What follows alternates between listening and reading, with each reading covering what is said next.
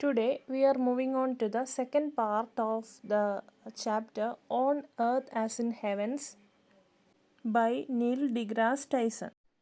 അടുത്തതായിട്ട് പറയുന്നത് the discovery of helium marked the first time an element outside the earth before studied in lab emphasizing that physics applies beyond our planet. ഇത് പറയുന്നത് ഹീലിയത്തിൻ്റെ ഡിസ്കവറിനെ പറ്റിയിട്ടാണ്.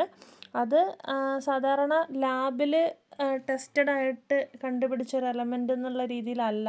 ഇത് ആദ്യമായിട്ടൊരു solar Eclipse നടന്ന സമയത്ത് ജൂൾസ് ജാൻസൺ എന്ന് പറയുന്ന ഒരാളാണ് ഇങ്ങനെ ഒരു ഹീലിയം ഈ ഒരു പെർട്ടിക്കുലർ എലമെൻറ്റിൻ്റെ പ്രസൻസിനെ പറ്റിയിട്ട് മനസ്സിലാക്കുന്നത്. അപ്പോൾ ഒരു സണ്ണിൻ്റെ ചുറ്റും ഒരു ബ്രൈറ്റ് യെല്ലോ സ്പെക്ട്രൽ ലൈനാണ് ഇയാൾ നോട്ടീസ് ചെയ്യുന്നത് ആദ്യമായിട്ട്. അപ്പം ബാക്കി അതുവരെ കണ്ടുപിടിച്ചിട്ടുള്ള എലമെൻറ്റിൽ നിന്നൊക്കെ വ്യത്യസ്തമായിട്ടുള്ള ഒരു ഇതായിട്ടാണ് ആദ്യം അയാൾക്ക് തോന്നിയത്.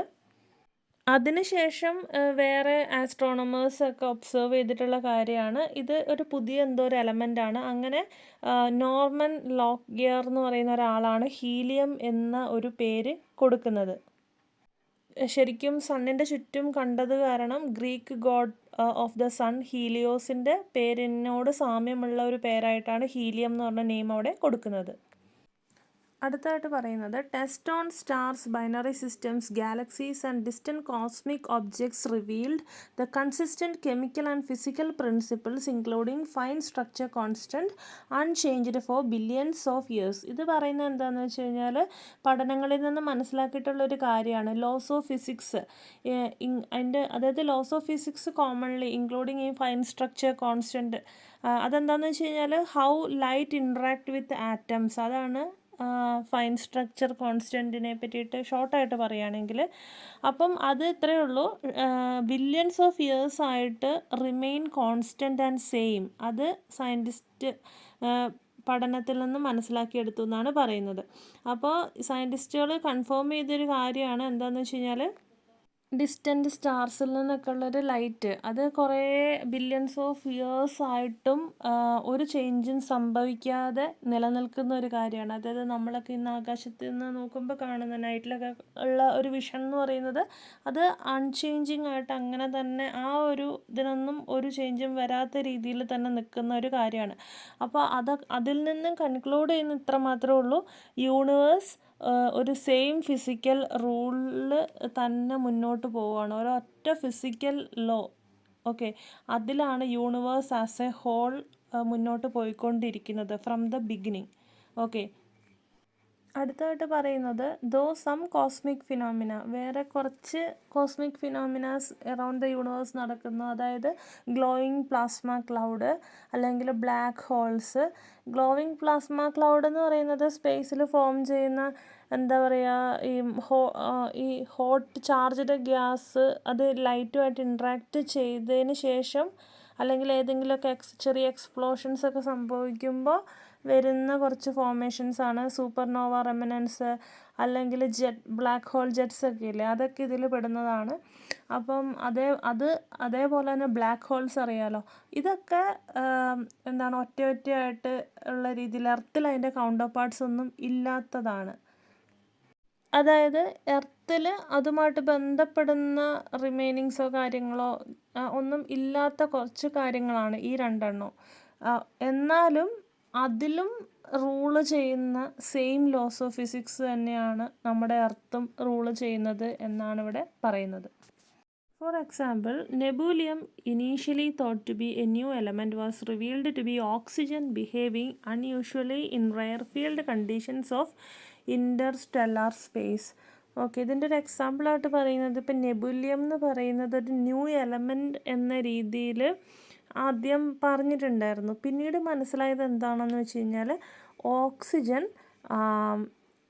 സ്പേസിൽ വേറൊരു രീതിയിൽ ബിഹേവ് ചെയ്യുമ്പോൾ ഫോം ചെയ്യുന്നതാണ് ഈ നെബുലിയം എന്ന്.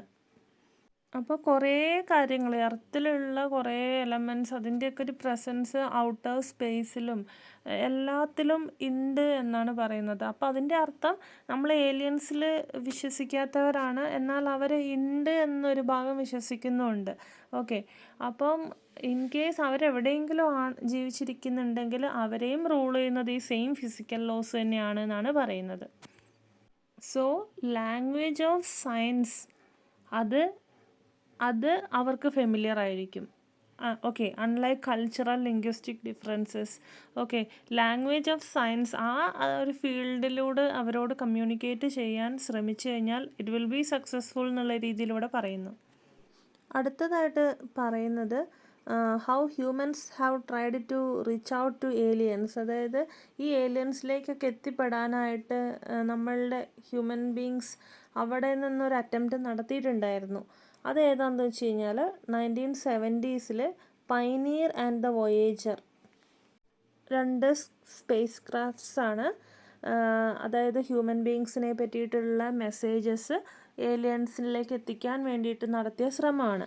പൈനിയർ 10 and 11 അതെന്താണെന്ന് വെച്ച് കഴിഞ്ഞാൽ അതിൽ ഏലിയൻസിലേക്ക് എത്തിക്കാൻ വേണ്ടിയിട്ട് ഹ്യൂമൻ ബീങ്സിൻ്റെ പടവും മാനിൻ്റെയും വുമൻ്റെയും ഒക്കെ എങ്ങനെയാണ് അവരുടെ രൂപവും കാര്യങ്ങൾ, നമ്മുടെ എർത്തിൻ്റെ ലൊക്കേഷൻ, യൂണിവേഴ്സിൻ്റെ ലൊക്കേഷൻ, അതിൽ എർത്തിൽ ഉള്ള ആൾക്കാർ ഇവരാണ്, അങ്ങനെയൊക്കെ അവർക്ക് മനസ്സിലാകുന്ന രീതിയിൽ ഒരു സയൻറ്റിഫിക് വേയിൽ, അത് സയൻസിൻ്റെ ലോസ് ഓഫ് ഫിസിക്സ് അതിനെപ്പോലെ തന്നെ കോമൺ എന്ന രീതിയിൽ അവരുടെ ഒരു സയൻറ്റിഫിക് ലാംഗ്വേജിലൂടെ അവരോട് കമ്മ്യൂണിക്കേറ്റ് ചെയ്യാനായിട്ട് ശ്രമിച്ചിട്ടുണ്ടായിരുന്നു.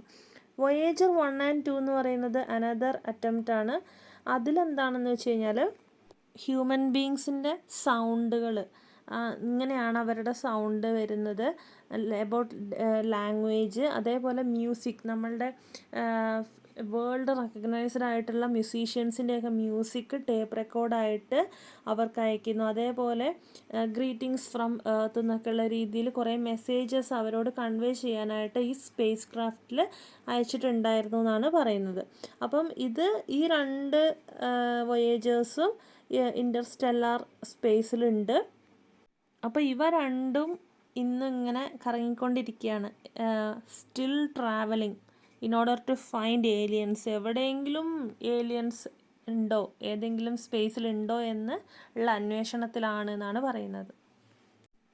അടുത്തതായിട്ട് പറയുന്നത് these space craft carried messages about the earth. അപ്പോൾ ഞാൻ നേരത്തെ പറഞ്ഞതുപോലെ തന്നെ എർത്തിൻ്റെ ഇമേജ്, സൗണ്ട്, മ്യൂസിക് അവർക്ക് മനസ്സിലാവുന്ന രീതിയിൽ അവരോടൊരു ഫ്രണ്ട്ലി ആയിട്ടൊക്കെ സംസാരിക്കുന്ന രീതിയിൽ റെക്കോർഡ് ചെയ്തിട്ടാണ് ഈ സ്പേസ് ക്രാഫ്റ്റിൽ അയച്ചിട്ടുള്ളത്. ഓക്കെ, അപ്പം നമുക്കൊരിക്കലും പറയാൻ പറ്റില്ല ഏലിയൻസ് ഉണ്ടോ, അവരിത് കാണുമോ, അവർക്കിത് മനസ്സിലാവുമോ, ക്ലിയർ ആകുമോ എന്നൊന്നും പറയാൻ പറ്റില്ല. എന്നാലും ഒരു അറ്റംപ്റ്റാണ് ഇവിടെ നടത്തിയത്. Okay, it also explains how the universe follows fixed rules like gravity and the speed of light. Okay, അപ്പോൾ പിന്നെ നമുക്ക് ഇതിൽ ടെക്സ്റ്റിൽ പറയുന്നത് എന്താണെന്ന് വെച്ച് കഴിഞ്ഞാൽ യൂണിവേഴ്സ് മെയിനായിട്ടൊരു ഫിക്സ്ഡ് റൂളിലാണ് പോയിക്കൊണ്ടിരിക്കുന്നത്. ഗ്രാവിറ്റീൻ്റെ കേസൊക്കെ നോക്കുകയാണെങ്കിൽ എർത്ത് ഇന്ന് ഈ സണ്ണിനെ ചുറ്റുന്നത് അതൊരു ഗ്രാവിറ്റി എനർജി അതിൻ്റെ പിന്നിലുള്ളത് കൊണ്ടാണ്. ഓക്കെ, അതേപോലെ തന്നെ ലൈറ്റ്, അതിൻ്റെ സ്പീഡ്, അങ്ങനത്തെ കുറേ കാര്യങ്ങൾ എല്ലാം ഒരു ഫിക്സ്ഡ് റൂളിൽ നെവർ ചേഞ്ചിങ് ആയിട്ട് പോയിക്കൊണ്ടിരിക്കുകയാണ്. ഓക്കെ, അപ്പോൾ പിന്നെ നമുക്ക് ഇന്ന് സ്റ്റിൽ ക്വസ്റ്റ്യൻ നിലനിൽക്കുന്നത് about the other things like the dark matter, അതേപോലെ ബ്ലാക്ക് ഹോൾസ്. അപ്പം ഈ ബ്ലാക്ക് ഹോളിലൊക്കെ ബ്ലാക്ക് ഹോൾ ഒരു കാരണം ആകാം. ഒന്നുകിൽ നമ്മളുടെ ഒരു യൂണിവേഴ്സിൻ്റെ ഒരു ഫോർമേഷൻ, പിന്നെ യൂണിവേഴ്സിൻ്റെ ഒരു ഡെത്ത് എന്നൊക്കെ ആൾക്കാർ പ്രെഡിക്റ്റ് ചെയ്യുന്നുണ്ട്. ഇതിനൊക്കെ മേ ബി അതിൻ്റെയൊക്കെ ഒരു ആൻസർ ഈ ബ്ലാക്ക് ഹോൾ, ഡാർക്ക് മാറ്റർ അതിലുണ്ടാകാം എന്ന് കുറേ സയൻറ്റിസ്റ്റുകൾ പറയുന്നുണ്ട്. ഓക്കെ, അപ്പോൾ സ്പീഡ് ഓഫ് ദ ലൈറ്റ് എന്ന് പറയുന്നത് no objects can go faster than it എന്ന് പറയുന്നുണ്ട്. ഈ ലൈറ്റിന് വരെ എക്സിസ്റ്റൻസ് ഇല്ലാത്തൊരു ഏരിയയാണ് ഈ ബ്ലാക്ക് ഹോൾ എന്ന് പറയുന്നത്, അല്ലേ? അപ്പം നമ്മളുടെ സയൻസിൽ ചില കാര്യങ്ങൾ സ്റ്റിൽ കൺഫ്യൂഷൻ ആൻഡ് ക്വസ്റ്റ്യൻ നിലനിൽക്കുന്ന കുറച്ച് കാര്യങ്ങളുണ്ട്. അവിടെ മേ ബി നമുക്കൊരു മേജർ ഇമ്പോർട്ടൻ്റ് ആയിട്ടുള്ളൊരു ആൻസർ ഉണ്ടാകുന്ന ഒരു ഏരിയ ആകാം. ഇന്ന് അറിയാത്ത പല കാര്യങ്ങളെ പറ്റിയിട്ടും. Next the text mentions that the natural events like storms on earth. പിന്നെ അടുത്തായിട്ട് പറയുന്നത് നമ്മുടെ എർത്തിൽ സ്റ്റോംസ് സംഭവിക്കാറുണ്ട്. അതേപോലെ തന്നെ അതർ പ്ലാനറ്റ്സ് ലൈക്ക് ജൂപ്പിറ്റർ, അവിടെ ഗ്രേറ്റ് റെഡ് സ്പോട്ട്, അതും big storm happened in the Jupiter ആണ്. അതൊക്കെ അവിടെയെല്ലാം പല ഇതേപോലത്തെ ഡിസാസ്റ്റേഴ്സൊക്കെ സംഭവിക്കുന്നുണ്ട്. അതിൻ്റെയൊക്കെ ഒരു കോമൺ റീസൺ എന്ന് പറയുന്നത് the common physical laws working together upon all of these ആണ്.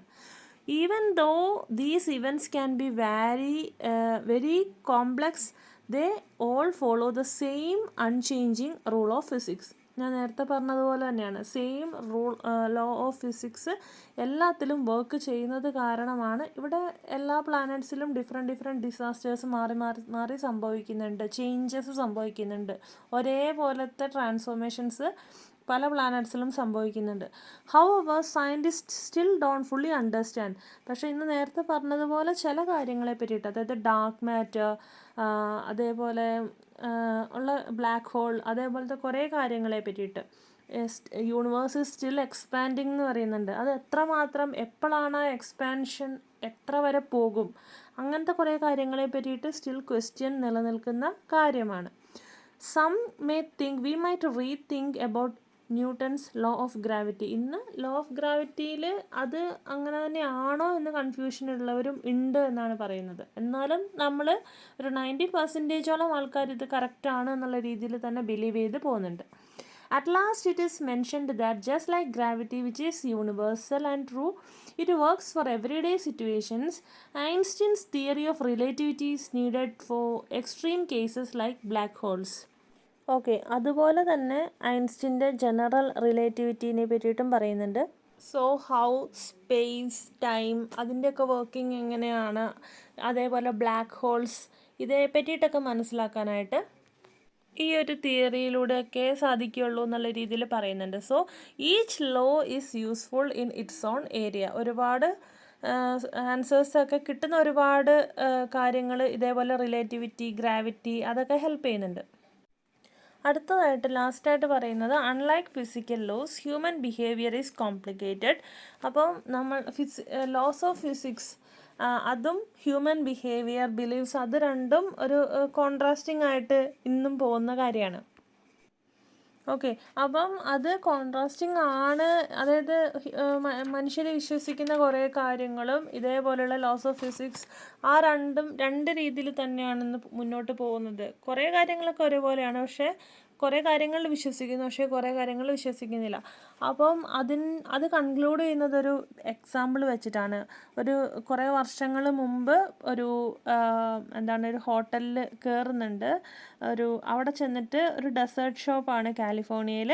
അപ്പോൾ അവിടെ ചെന്നിട്ട് ഇയാൾ എന്താണ് ഓർഡർ ചെയ്യുന്നതെന്ന് വെച്ച് കഴിഞ്ഞാൽ ഒരു വിപ്ഡ് ക്രീം വിത്ത് കൊക്കോ ആണ്. പക്ഷേ ടേബിളിലേക്ക് വന്നു കഴിഞ്ഞപ്പോൾ എന്താണെന്ന് വെച്ച് കഴിഞ്ഞാൽ ആ ക്രീം അവിടെ ഉണ്ടായിരുന്നില്ല. ഓക്കെ, അപ്പം ഇയാൾ ചോദിക്കുന്നുണ്ട് വിപ്ഡ് ക്രീം എവിടെയാണെന്ന് ചോദിച്ചു കഴിഞ്ഞപ്പോൾ പറയുന്നുണ്ട് അത് ലിക്വിഡിൽ അലിഞ്ഞു പോയിട്ടുണ്ടാകും എന്ന രീതിയിൽ പറയുന്നുണ്ട്. ഓക്കെ, ഹോട്ട് കൊക്കോ ആയതുകൊണ്ട് ആ ലിക്വിഡിലേക്ക് അലിഞ്ഞു പോയിട്ടുണ്ടാവും ഈ വിപ്ഡ് ക്രീം എന്ന് പറയുന്നുണ്ട്. അപ്പം ഇയാൾ പറയുകയാണ്, ഞാൻ ലോസ് ഓഫ് ഫിസിക്സ് വെച്ച് ഞാനിങ്ങനെ ഒന്ന് മനസ്സിലാക്കിയപ്പം ഒരിക്കലും അങ്ങനെ സംഭവിക്കില്ല. കാരണം എന്താണെന്ന് വെച്ച് കഴിഞ്ഞാൽ ക്രീം എന്ന് പറയുന്നത് വെയ്റ്റ്ലെസ് ആണ്. അപ്പോൾ അത് മേലെ ഫ്ലോട്ടിംഗ് ആയിട്ട് കിടക്കും. അപ്പോൾ ഒന്നുകിൽ നിങ്ങൾ ക്രീം മുകളിൽ ഡിപ്പ് ചെയ്യാനായിട്ട് മറന്നു പോയിട്ടുണ്ടാവും, അല്ലെങ്കിൽ laws of physics something different ആയിരിക്കും എന്നുള്ള രീതിയിൽ പറയുകയാണ്. അപ്പം ആ ഒരു ഡൗട്ട് തീർക്കാനായിട്ട് ഇയാൾ സ്വന്തം ക്രീം വാങ്ങി ട്രൈ ചെയ്ത് നോക്കിക്കഴിഞ്ഞപ്പം അത് എന്ത് ചെയ്തു, മുകളിൽ തങ്ങി കിടക്കുന്നുണ്ടായിരുന്നു. അപ്പോൾ അതിൻ്റെ അർത്ഥം അയാൾക്ക് ആ റെസ്റ്റോറൻറ്റുകാർ അവിടെ നിന്ന് ഓർഡർ ചെയ്ത സമയത്ത് ക്രീം വെക്കാൻ മറന്നു പോയിട്ടുണ്ടായിരുന്നു. അപ്പോൾ laws of physics is always same everywhere എന്നുള്ള രീതിയിൽ പറയുന്നതിന് വേണ്ടിയിട്ട് ഒരു എക്സാമ്പിൾ വെച്ചിട്ടാണ് ഇയാൾ എൻഡ് ചെയ്യുന്നത്. So laws of physics is everywhere എന്നുള്ള രീതിയിലാണ് ഈ എസ്സേ എൻഡ് ചെയ്യുന്നത്. അപ്പോൾ യൂണിവേഴ്സാലിറ്റി ഓഫ് ഫിസിക്കൽ ലോസ് എല്ലായിടത്തും കോമൺ ആണ് എന്ന് നമ്മൾ മനസ്സിലാക്കി തരാൻ ഇതിലും ബെറ്റർ ഒരു എക്സാമ്പിൾ ഇല്ല എന്ന് പറഞ്ഞുകൊണ്ട് ഈ എസ്സേ അവസാനിക്കുന്നു. Thank you.